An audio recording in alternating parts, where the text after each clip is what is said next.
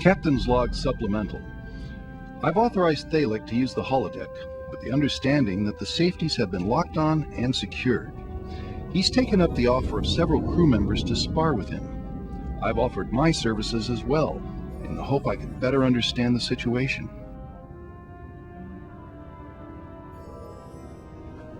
Computer, engage program. Captain? Good morning, Thalik. Dr. Hengler says you're responding to treatment.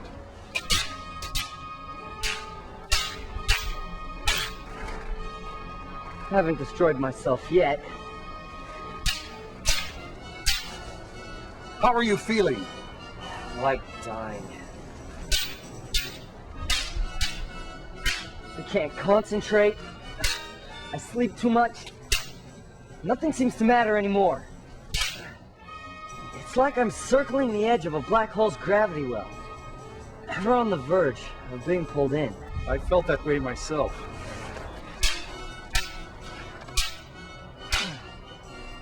But you eventually recovered. I overheard you and the doctor talking.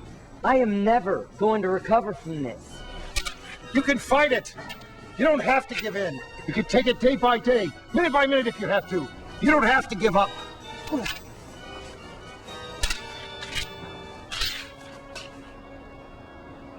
There is no dishonor in surrender when you've been overmatched. On the battlefield, it is a kindness to put a foe or even a friend out of their misery. Why is this any different? Thalik!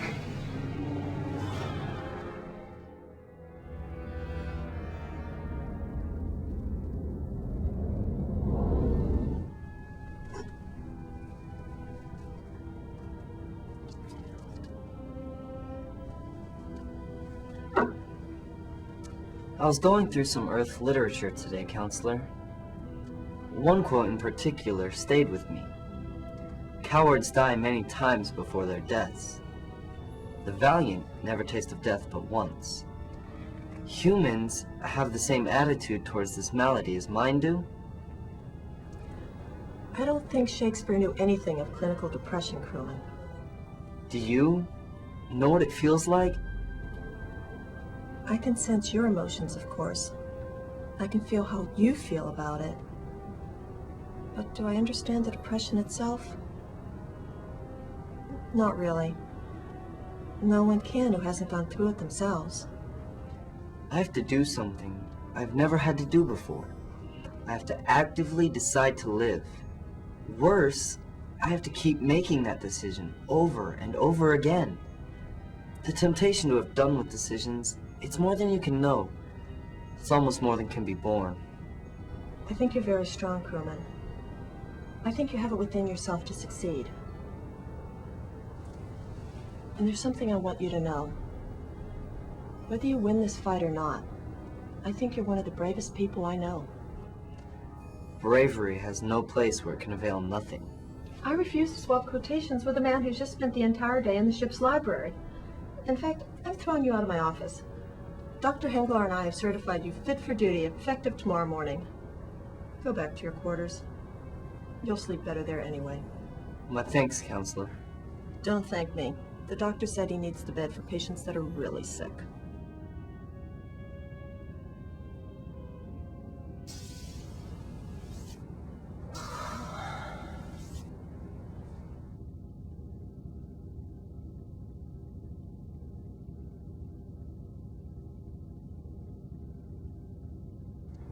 Computer, location of Captain Knapp. Captain Knapp is in his ready room.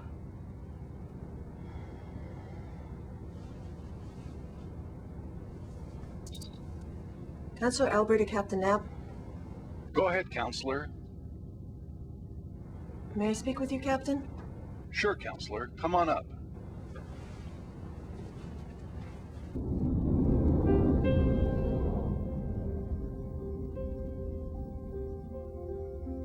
It's pretty rare when you want to cry on my shoulder, Counselor.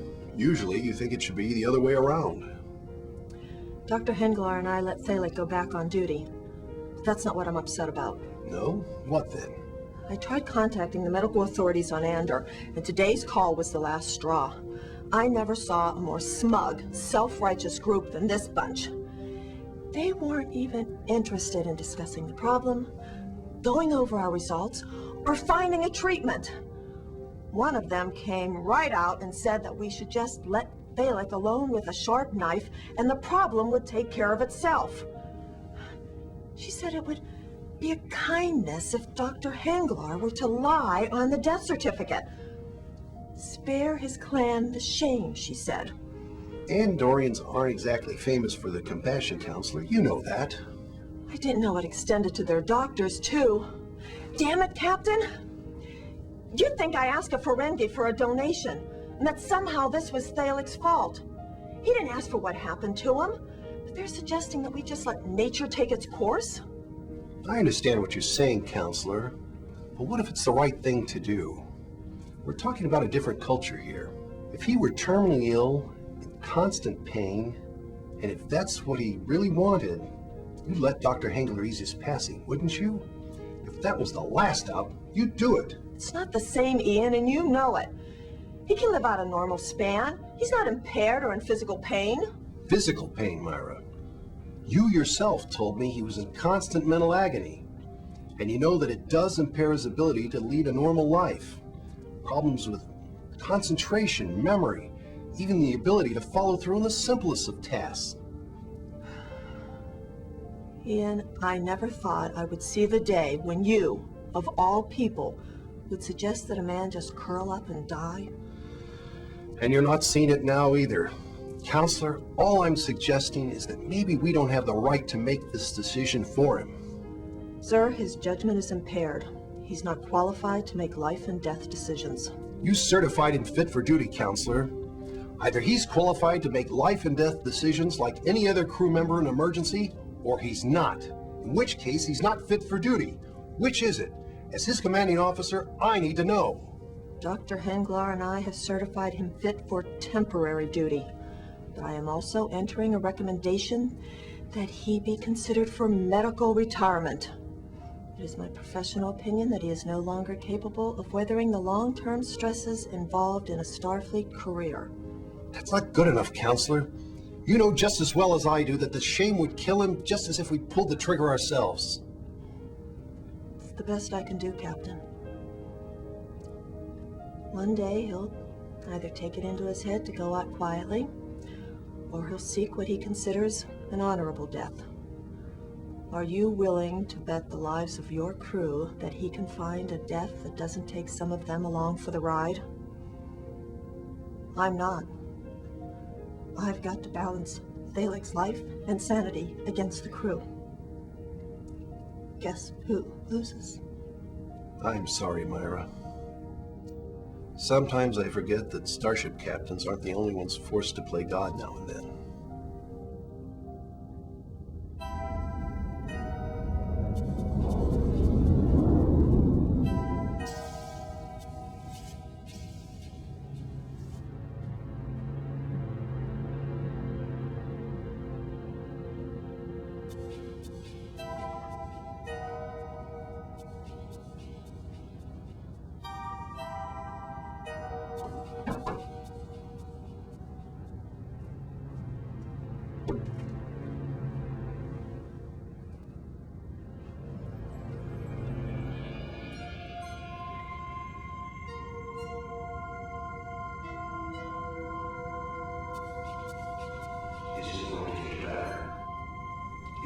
It's going to get better.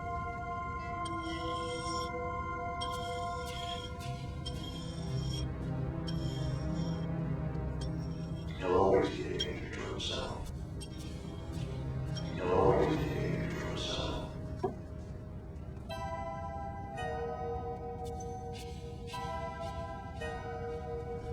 He'll always be a danger to himself.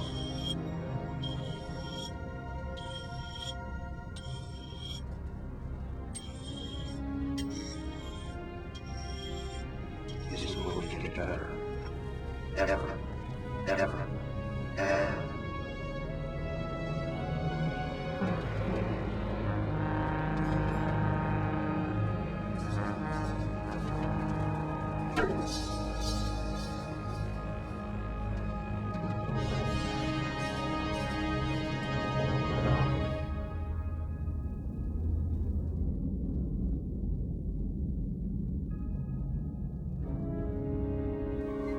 Yellow alert! Captain to the bridge! Red alert! All hands to battle stations! Gray warship closing fast from astern. Any response to our hails? Negative, sir. Just the usual distractionary response. You would figure they'd have abandoned that tactic by now. Send no response and keep the channel closed.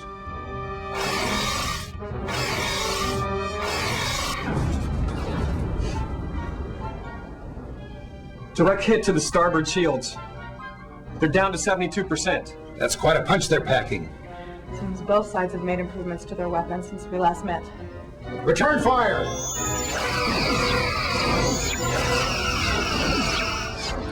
Direct hit. Minor damage to their shields. Helm, set a course. 114, Mark 215. Full impulse. Let's see if we can draw them out of the patch. Aye, sir.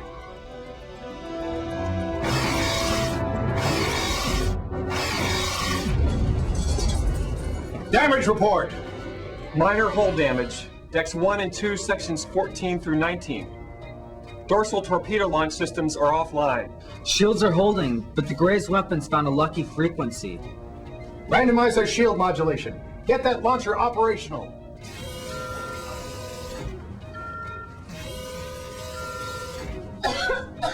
We've got to fire the torpedoes! We can't. The tube shielding's offline. If we fire, we'll be roasted alive.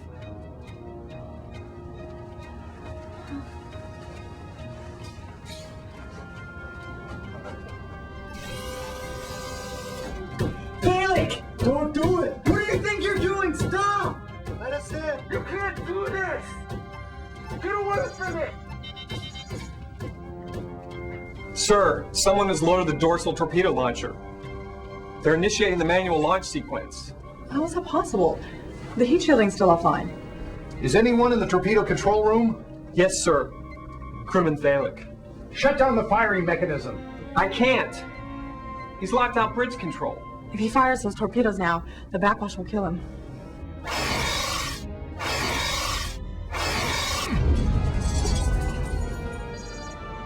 No one ever won a war by giving their life for their country. They won a war by making some poor bastard give their life for their country. Courage is doing that which you are afraid of doing.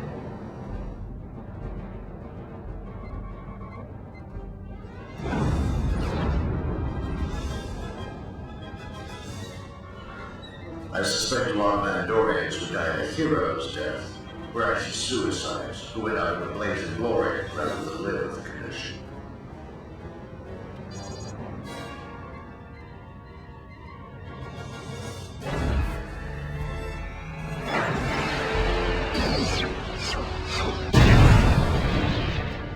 Heavy damage to the Gray vessel.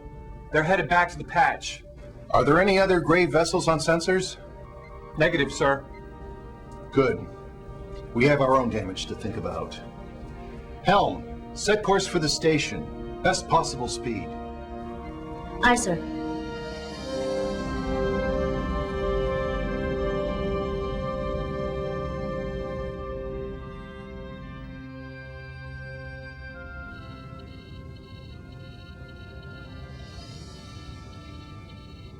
Well, I see you're still alive.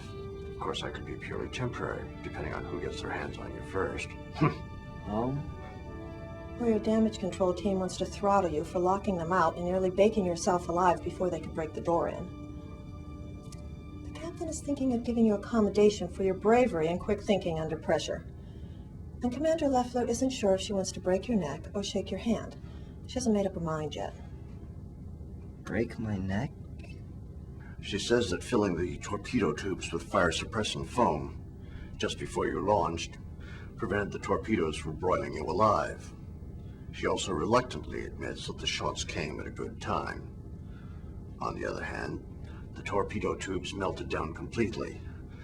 It'll be a solid month of work to repair them.